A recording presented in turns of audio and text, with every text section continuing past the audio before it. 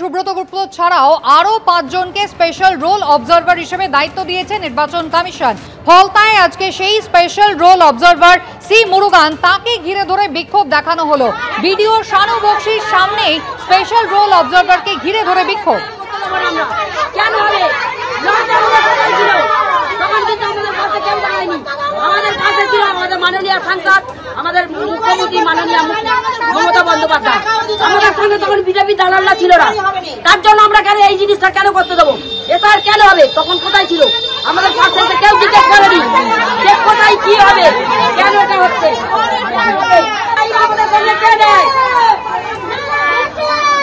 বিজেপির দালালি এখানে করতে দেবো না আমরা। আগে আমাদের প্রশ্নের উত্তর দিতে হবে। 100 দিনের টাকা, 100 দিনের টাকা আবাস যোজনার ঘর, তারপর আগে এসআইআর, তার আগে এসআইআর করতে দেবো না আমরা। কেন হবে? ছিল তখন কিন্তু আমাদের পাশে কেউ দাঁড়ায়নি। আমাদের পাশে ছিল আমাদের মাননীয় সাংসদ, আমাদের মুখ্যমন্ত্রী মাননীয় মমতা বন্দ্যোপাধ্যায়। ভিডিও শানু বক্সি, তার সামনে C Murugan special roll observer, তাকে ঘিরে ধরে বিক্ষোভ দেখানো হলো আজ। কেউ জিজ্ঞেস করেনি যে কোথায় কি হবে, কেন এটা হচ্ছে।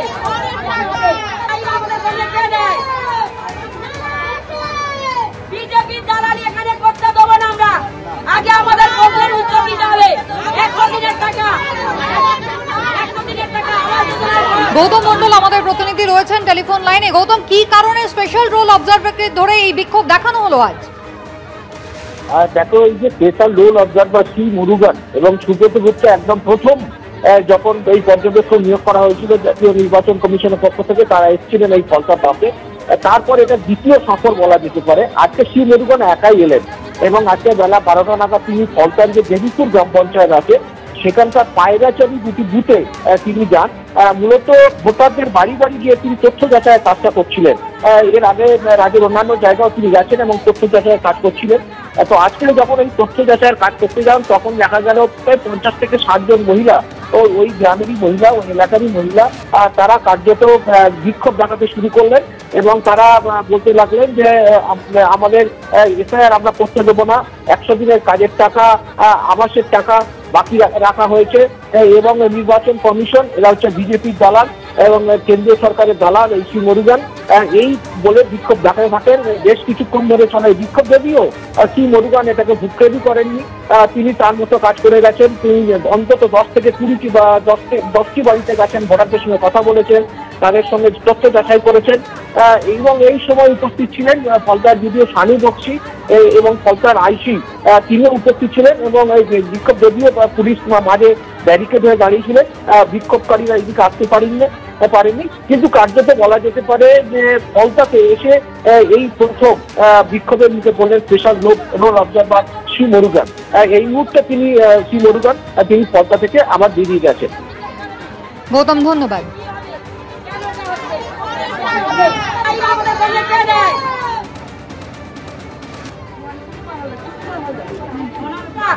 আগে আমাদের প্রশ্নের উত্তর দিতে হবে। 100 দিনের টাকা, 100 দিনের টাকা আবাস যোজনার ঘর, তারপর আগে এসআইআর, তার আগে এসআইআর করতে দেবো না আমরা। কেন হবে?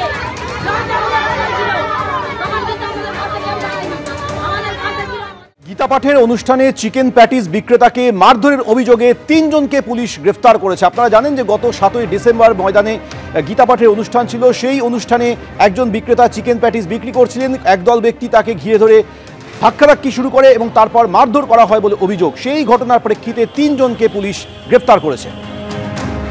সুকান্ত মুখোপাধ্যায় আমাদের প্রতিনিধি সরাসরি রয়েছে। সুকান্ত, যে 3 জনকে গ্রেফতার করা হয়েছে, কি তাদের পরিচয়, কোথা থেকে তাদেরকে পুলিশ ধরলো, তাদের বিরুদ্ধে ঠিক কি কি অভিযোগ?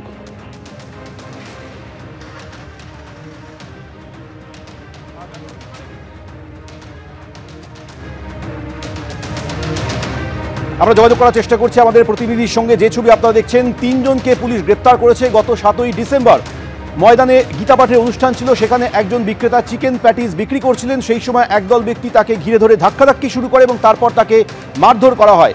সেই ঘটনার প্রেক্ষিতে 3 জনকে পুলিশ গ্রেপ্তার করেছে।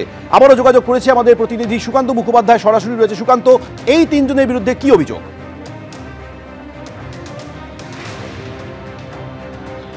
দেখো, গত রবিবার দিনকে একেবারে ব্রিগেডে যে গীতা পাঠের অনুষ্ঠান হচ্ছিল, সেই গীতা পাঠের অনুষ্ঠানে দুজন চিকেন প্যাটিস বিক্রেতা তাদেরকে মারধর করা হয়, যারা কসবা এবং ট্যাংরার বাসিন্দা মোহাম্মদ সালাউদ্দিন এবং অন্যদিকে হচ্ছে শেখ রিয়াজুল, এই দুজনকে বেধড়ক মারধর করা হয় এবং সেই ঘটনার পরিপ্রেক্ষিতে দুটি এফআইআর করা হয় ময়দান থানাতে এবং তারপর থেকে তদন্ত শুরু হয়। মোবাইলের যে ভিডিও যা কার্যত সমাজ মাধ্যমে ভাইরাল হয়, যেভাবে এই দুজন বিক্রেতাকে ব্যাপকভাবে মারধর করা হয়, সেখানে চারদিনকে যারা অংশগ্রহণ করতে এসেছিল তাদের একাংশ সেই ভিডিও ফুটেজ খতিয়ে দেখে কিন্তু 3 জনকে গ্রেফতার করা হয়েছে। উত্তরপাড়া, অশোকনগর এবং গোবরডাঙ্গা থেকে 3 জনকে গ্রেফতার করা হয়, যাদের নাম এখনো পর্যন্ত যেটা আমরা পুলিশ সূত্রে জানতে পারছি তরুণ ভট্টাচার্য, অন্যদিকে স্বর্ণেন্দু সরকার এবং অন্যদিকে হচ্ছে এই 3 জনকে গ্রেফতার করা হয়েছে। ফলত এই 3 জনকে আর কিছুক্ষণের মধ্যেই ব্যাংশাল কোর্টে তোলা হবে এবং সেখানে নিজেদের হেফাজতে চেয়েই কিন্তু আবেদন জানানো হবে। পুলিশ সূত্রে যেটা জানা যাচ্ছে যে 3 জনের বিরুদ্ধে মূলত যেটা অভিযোগ রয়েছে যে এই বিক্রেতাকে মারধর করা, রংফুলি তাকে রেস্ট্রেন করে রাখা, অর্থাৎ তাকে আটকে রাখা এবং তার যে স্টল বা যেখানে তারা সেটা বিক্রি করছিল সেটাকে ভাঙচুর করা এবং লুট করা। এই ঘটনার পরিপ্রেক্ষিতে কিন্তু এই 3 জনকে ইতিমধ্যে গ্রেফতার করা হয়েছে এবং সৌমিক গোলদার তৃতীয় যে অভিযুক্ত, তার বিরুদ্ধে কিন্তু যেটা স্পেসিফিক অভিযোগ যে সেই কার্যত কিন্তু উস্কে ছিল এই মারধরের নেপথ্যে। ফলত এই 3 জনকে গ্রেফতারের পরে পুলিশ যেটা জানতে চাইছে যে 3 জনকে নিজেদের হেফাজতে চেয়ে জিজ্ঞাসাবাদ করে আর কারা সেদিনকে ইনভলভ ছিল, কারো কোনো রকম নির্দেশ ছিল কিনা বা কারো কোনো ইঙ্গিত ছিল কিনা বা উস্কানি এই ক্ষেত্রে কাজ করেছিল কিনা, গোটা বিষয়টি তারা খতিয়ে দেখছে।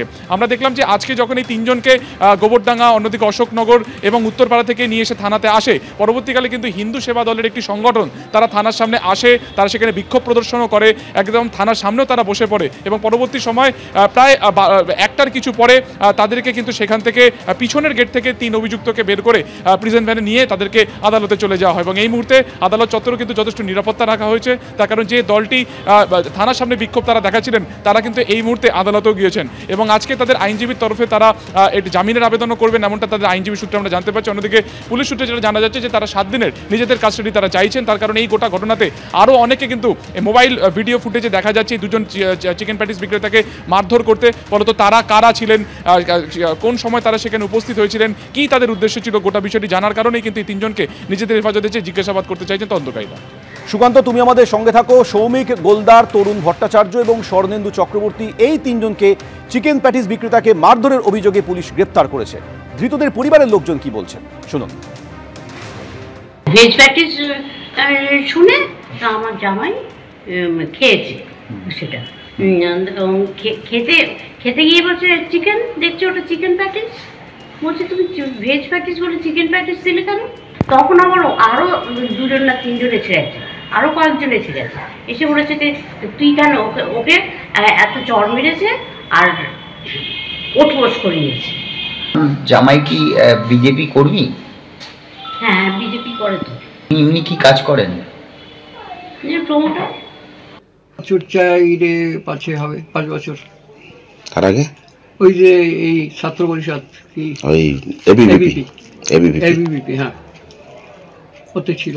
রবিবার ব্রিগেডে চিকেন প্যাটিস বিক্রেতাকে যেভাবে মারধর করা হয় গীতা পাঠের অনুষ্ঠানে, তাই নিয়ে আজকে মমতা বন্দ্যোপাধ্যায় কৃষ্ণনগরের সভা থেকে সরব হয়েছেন। কেউ ওখানে চিকেন বিক্রি করতে গিয়েছিল, তার মাথায় তখন ওটা খেলেনি যে কোনটা বিক্রি করব, তাকে মেরেছ, তাই সব কটাকে গ্রেফতার করেছে। কি বললেন মমতা বন্দ্যোপাধ্যায় দেখুন। আজকে একটা গরিব হকার তার জিনিস বিক্রি করতে গেছে, সব মিটিংয়ে কেউ না কেউ বিক্রি করতে আসে, কেউ চা বিক্রি করে, কেউ সিঙ্গারা বিক্রি করে, কেউ ঝালমুড়ি বিক্রি করে, কেউ ভেলপুরিয়া বিক্রি করে, কেউ বিস্কুট বিক্রি করে, সেও তার মতো বিক্রি করতে গেছে। তার মাথায় তখন ওটা খেলেনি যে আমি এটা বিক্রি করব না ওটা বিক্রি করব, ধরে মেরেছ। কাল সব কটাকে অ্যারেস্ট করেছি, সব কটাকে অ্যারেস্ট করেছি যারা গায়ে হাত দিয়েছে। এটা বাংলা, এটা ইউপি নয়। এখানে তোমাদের গদ্দারি চলবে না, আর এখানে তোমাদের হুকুমও চলবে না, আর এখানে তোমাদের আদেশও চলবে না। এবিপি আনন্দ, এগিয়ে থাকে, এগিয়ে রাখে।